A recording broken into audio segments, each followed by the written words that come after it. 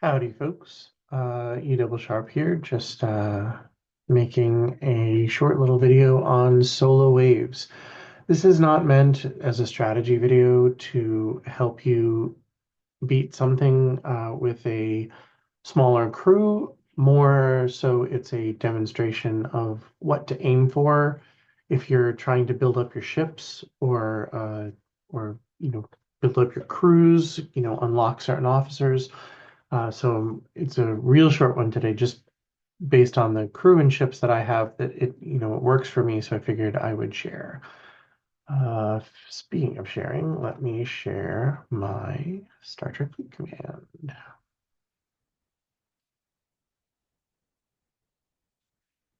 So here we are in the G5. I am Ops 56, so G5 is the way to go.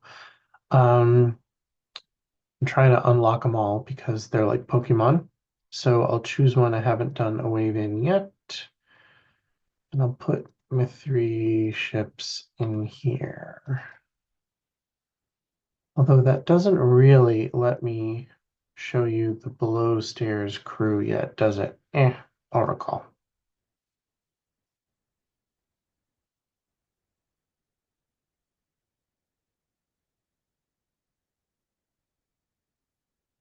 You won't be charged for this wave, you decide to leave now. Great. So here we have the crew. This is stolen right from Rev Deuce's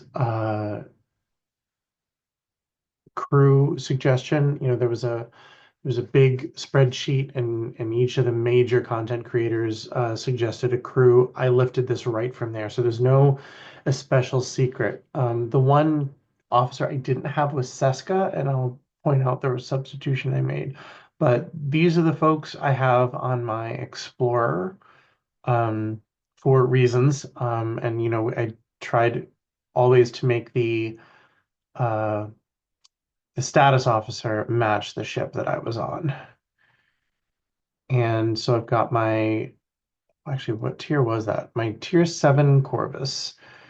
This is my tier 7 Sanctus. I know that people say don't bring the rare G5s up to tier 7. It's wasting mats. I disagree. I'm going to be here for so long. And if you do your daily events and you participate in the monthly things, you will have plenty to spend on your rare T7, your rare G5. Just don't do it if you're planning on jumping and skipping ahead. Like that doesn't make any sense. But for me, I'm going to be filling in a lot of research at Ops 56. So like here is again, lifted from Revdeuce. I made sure BLT was here on the bottom. These are all hostels, so I've got my hostel crew on my biggest ship. And then my cube, which there's a lot of research that gets the power of the cube up to a rare. So you want to make sure that your cube research and all that kind of stuff is up to date. The Anorak's captain's ability doesn't do anything for this, but the officer ability, which is the apex barrier by 2000, that really does help. Of course, the synergy doesn't matter because it's only for the captain's ability, but Suitor also giving you hull repair. That's a tier 1 Suitor, a tier 1 Anorax. I have Giorgio on there for burning because my Neelix sucks. My Neelix is still just tier 3, I think. And that's a 30% chance of burning, so not enough. And down here, Rev suggested Seska. I don't have Seska yet, so I substituted S31 Giorgio and made sure that Lalari was somewhere in here because her wave ability is really cool. Apex barrier by 1500 plus the apex barrier of uh, Anorax really does help with survivability. So very quickly on crew. And now here we go to the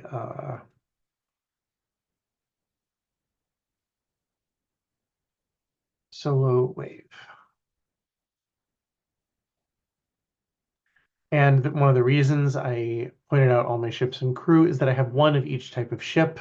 I am not doing out of triangle in these waves because I think it makes you have to power up one ship a lot. Of course, some people have a much more powerful ship than the others, so that might work if you're a few ops above and you've been able to maybe get your Otaran to a T3 or T4 or something like that. But for me, it doesn't make a lot of sense. So that's not what I'm doing. Let's start this thing. So battleships, I'm sorry, interceptors kill battleships, explorers get killed by battleships. I'm saying this in the wrong order, and explorers kill uh, interceptors. And over here. And so this part is ever so slightly boring because now we're just watching my non-speed cruise cross all of the distances to these hostiles. Let's see. Then we've got and battleship kills an explorer, and a explorer kills an interceptor.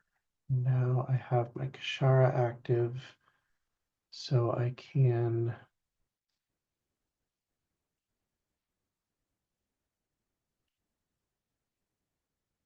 cue those hostiles to kill them in the quickest way possible.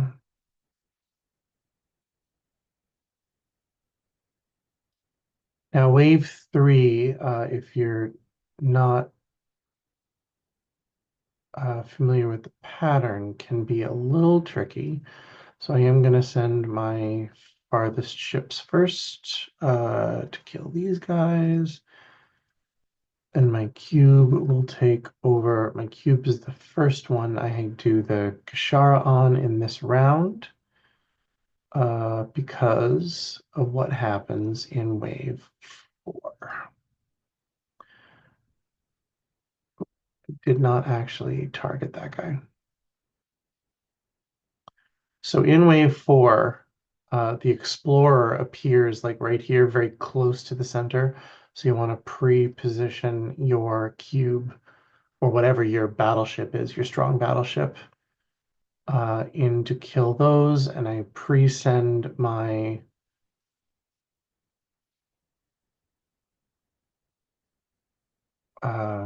Explorer over there because, of course, the shortest distance is the interceptor to grab that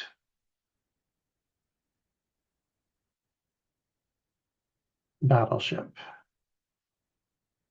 And then you don't want to wait too long before sending your cube up here because this one starts farther away, but it does give you a little bit of a run for your money if you're not on top of it. And then I just leave everybody because they're all in fine position. I send my interceptor first in wave 5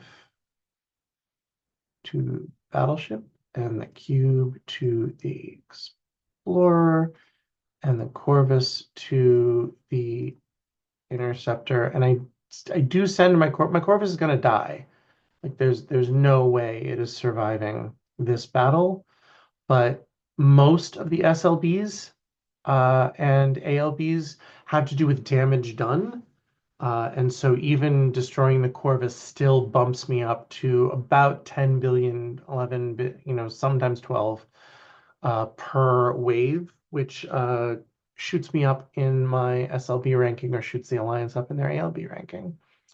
And that's it. That's how I kill the 5th wave or all waves of a solo wave. Hope that was useful. Have a good day, all.